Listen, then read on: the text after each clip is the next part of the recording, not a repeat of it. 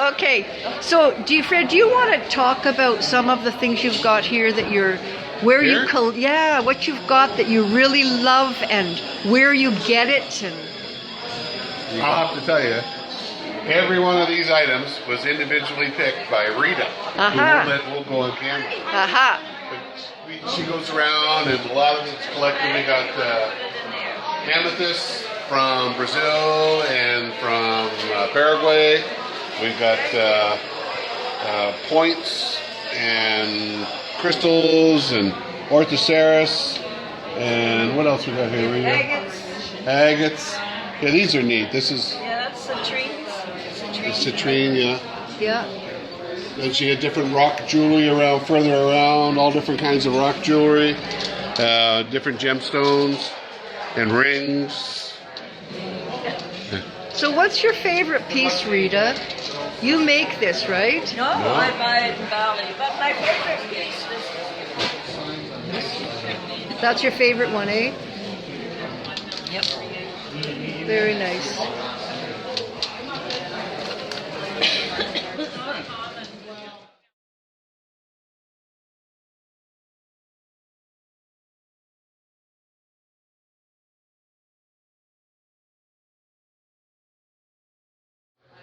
Hi, I'm John Brightshaw. This is my daughter Camila.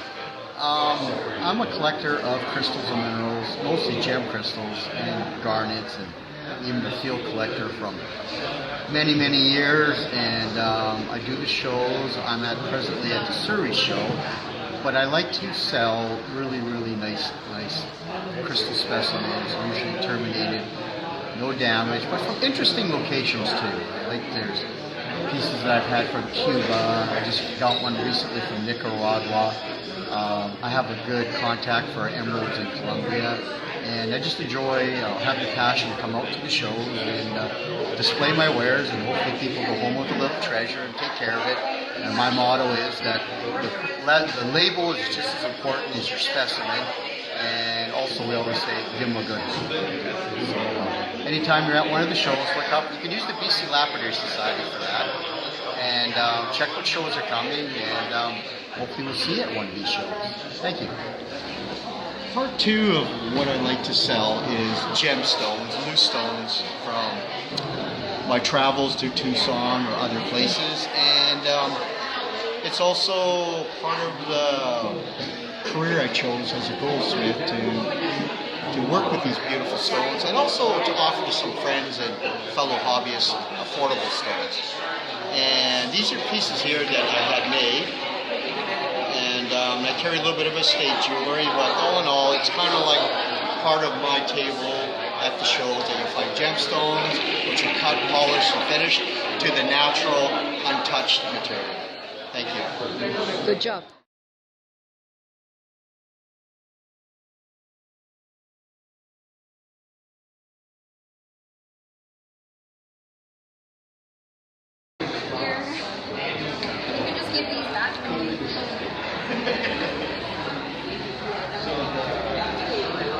You know what? I know, but that's it.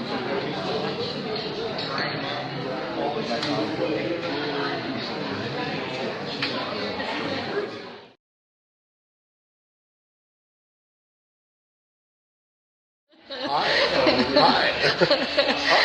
There you go. Okay, we're live there, baby. We're live. Live? Oh, I shouldn't be. That's what I'm Joe with the Surrey Rock Hound Club. I'm up here demonstrating how to make cabochons, how to turn just a slab of rock into a lovely cabochon. And some of the rocks, they polish up very nice. And I can show them the steps involved with cutting it up and then gluing it to the stick and then starting to polish it from coarse grit to fine grit, and you all know the whole process. But So that's good. Explaining it to people, So you're and waving my hands and pointing at the display thing and getting them excited. How long have you been with the Surrey Rock Hound Club? I joined in 2018. just a little bit before COVID, and I just finished the Caversham course, and they had me starting demoing at that time, and been doing it ever since. So I'm still fairly new at this. Been doing it for a few years, and nothing with COVID lockdown, but I'm starting again. Surrey Rockhound is very near and dear to my heart because at one of these shows, that's where I met my lovely sweetheart. So I did the spin and win and won a wife out of that. So. We love that story. You like We love you guys. Well, thank you very much for sharing what you're doing at the Rock and Gem Show this year at very Sullivan welcome. Hall. Yeah, thank you, hon. Come and do the spin and win. It worked for me. So. Okay.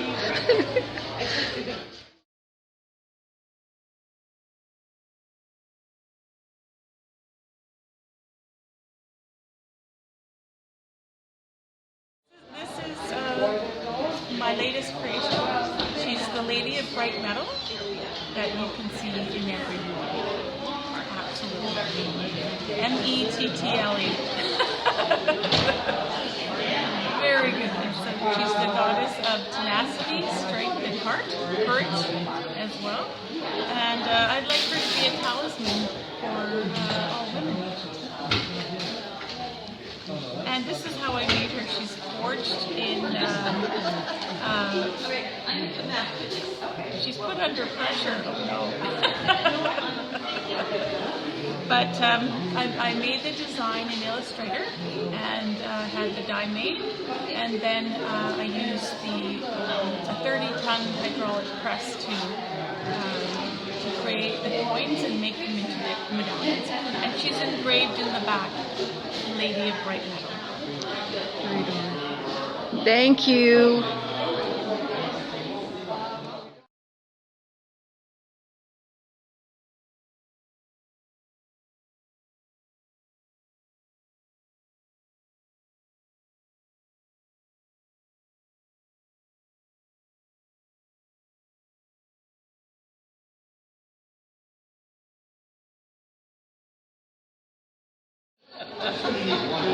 Okay, hi Simon. Hi, how are you doing, Gail? I'm doing really good. Glad to see you at the Gem Show here at Sullivan Hall this year, 2022. Good. So I'd like Nice to be here. Yeah, it is, isn't it? Yeah. Your display case is amazing as it is every year. Can you tell us something about the work that you're doing and your special pieces and all of that? Okay, I've been I've been carving for roughly about 22 years.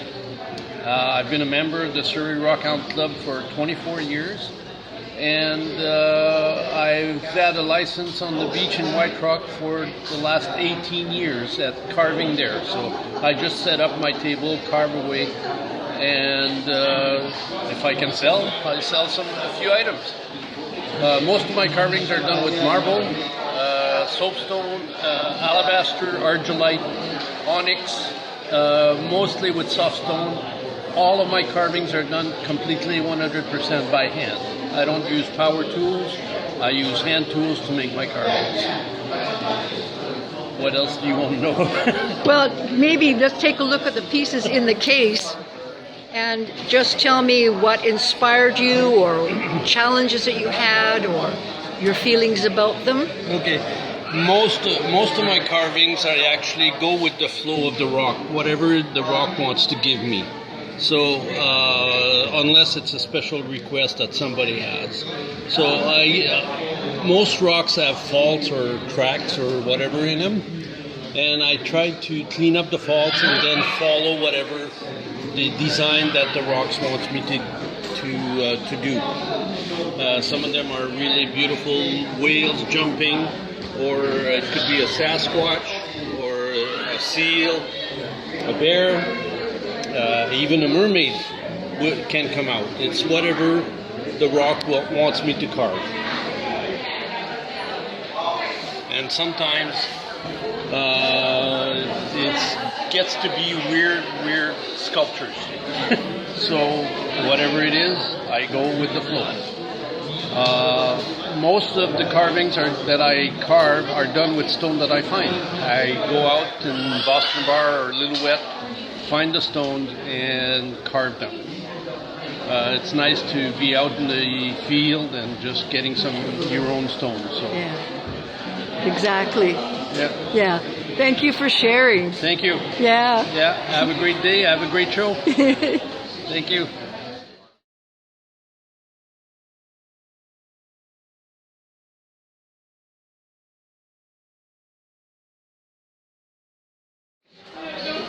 Yeah, so. Oh, wire wrapping. Now, Patricia, how long you been doing this? A few years, but I took a break since COVID-19. I haven't been very. But You've been a member of this club for how long?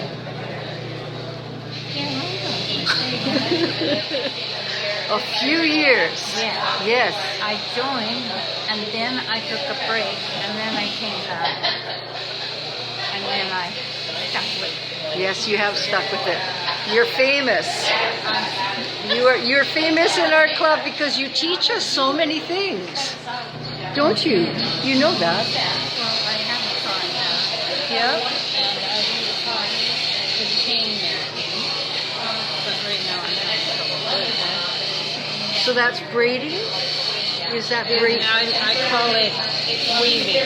Okay, so it's Weaving. It says, I've got a bigger one here. This has 4 loops, yeah. and I go into the loop to come in over top of the wire so that it'll cross, and then into the next loop. And then I use a gauge, something round, and use it consistently throughout the project and pull that thing To make the loop. to make the loop. You bend it up before you take it out so it doesn't just disappear. Okay. You've been doing a lot of work with wire, eh? Well, I used to take it with me everywhere. And I got so that I was using, oh, here it is, a very fine skewer. So that I got a smaller chain. Oh, I get it. I don't know what I was getting on camera, but yeah. So, you know, this one's smaller than this one. So you make chains. Well, I have to.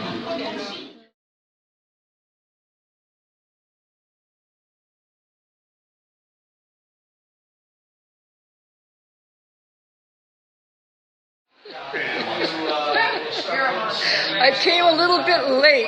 Like I should have gone with that sale. That would have been good. How are things going?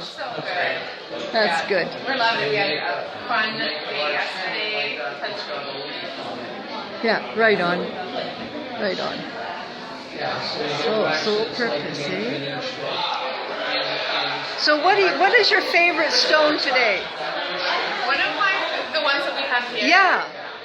Oh man, it's tough. I love the Inca blanket. These are called Inca blanket, and they come out of Peru. But they just get all these amazing patterns through them. So that's one of my favorites. Just the deep of the red.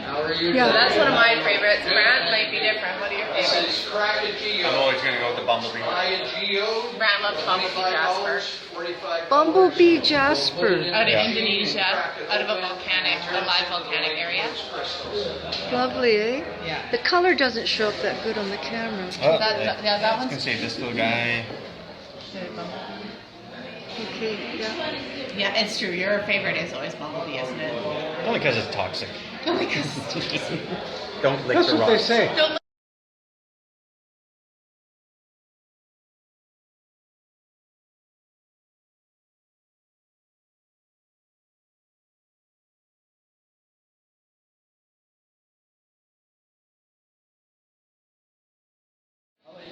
I know you will. You always You're love me. talking. So we're the Crystal Journey.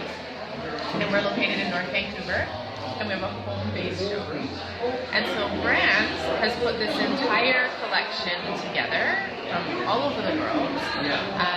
You bring a lot of material in, so he'll bring rough material in, and then he spends hours and hours and hours polishing in our garage, much to the frustration of our neighbors. And we have 5 tumblers. We have 5 tumblers going all the time. So our house sounds like a big rock. And yeah, we do live shows on Facebook, and we let people come to our showroom at the house so that they can look at our whole collection. And how long have you been doing this? 2018. So 4 years? Yeah, almost 5. And so it started with a big trip through Australia and China and New Zealand, and we sold everything here and just left with our kids and went traveling and started digging in Australia and they call it fossicking, but rock hounding. We put a huge collection together there and then shipped it home. And then we got home and didn't know what to do with it, so Brant started polishing it and tumbling it, and we started doing little markets. And what's the name of your company? Crystal Journeys. Crystal Journeys. Can I take a look at all of your work here? So this is 4 years worth of collecting, and Yeah, and this is only about a third of it. So a lot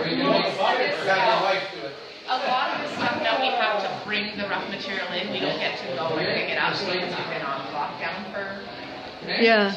exactly. So a lot of it we order the material in and then brown polish it. Thank you very much for sharing that, because it's interesting and fun. Good on you guys. Thank you. Yeah.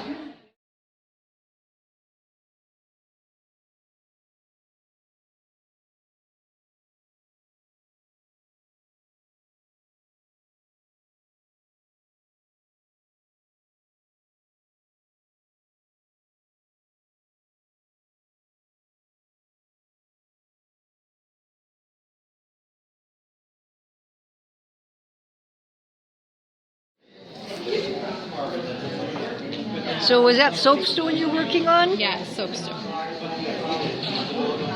Is it you making a heart for your daughter here? Yes, we're just trying Aw. to fix it. So your daughter did this first? Yeah, she was working on it, but then it broke. Oh. So we're just trying to salvage.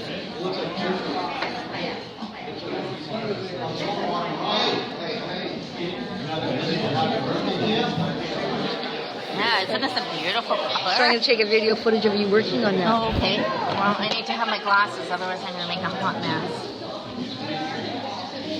All right. So what are you doing here? So I am carving into soapstone. And you know what? The really neat thing about this is it doesn't take a lot of energy to gouge a rock and make a carving. It is just so wonderful. Because it's soapstone, right? Yeah, and I have a little bit of arthritis, so it's kind of feeling it right now. But you know what? For the most part, it's really quite easy to do. And then once you've carved that out, what do you do next? Well, once I've carved it, I think what I would like to do is make it into a pendant. And if it's too heavy, which it very well might be, I could even use it as a tree ornament, whether it be inside or outside. Because I like that nature art. That's kind of what I like about this whole thing. It's just Okay, thank simple. you. What did you make there? I made a moon. It's out of the soap rock, and she showed me how to cover it in ink and carve it. So I just did that and made this. There you go. Thank you. That's so good. Already rolling, so. Just say hi. Yeah, well, hi there, Teresa. Hi, Gail. Good to see you. You know what? We're neighbors here. We are. Yes, I got a showcase beside you. We're at Good. the Surrey Rockhound Club Yeah. Rock and Gem Show today. And it's good to see you, sweetie. Thank you. You So too. let's take a look at your display here. You've got a lot of color, eh? Oh, I love color. Color is my jam, my everything, and sparkle. So when I bring the two together, I'm in a very happy place. Yes. Yeah. Okay, so can you tell me something about the designs? Like, you've got a lot of trees. They're absolutely beautiful. Oh, thank you. These Yeah. trees You know here. what? The I truth love is, them. I came from the prairies, and so if you were one of the lucky ones to have, like, you know, a couple of trees in your front yard, that was really cool.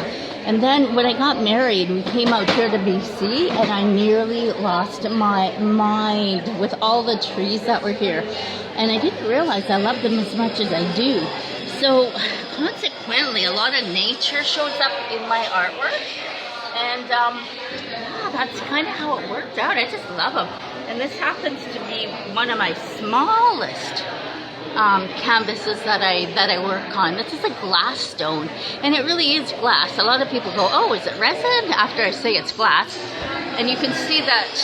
Maybe you can't see, but it has color shift in it, I see and it. that's because I layer my paints that I use to create underlying colors.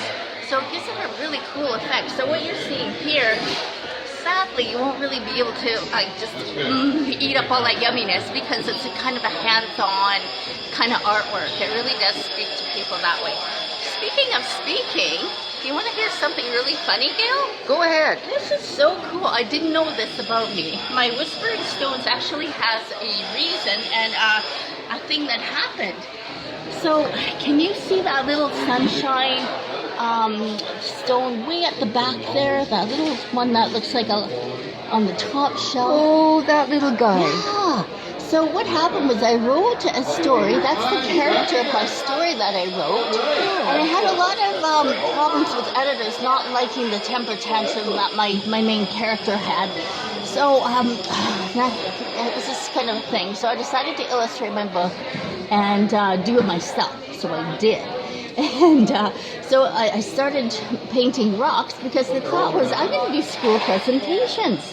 And I'm going to show everybody what can be done with a rock.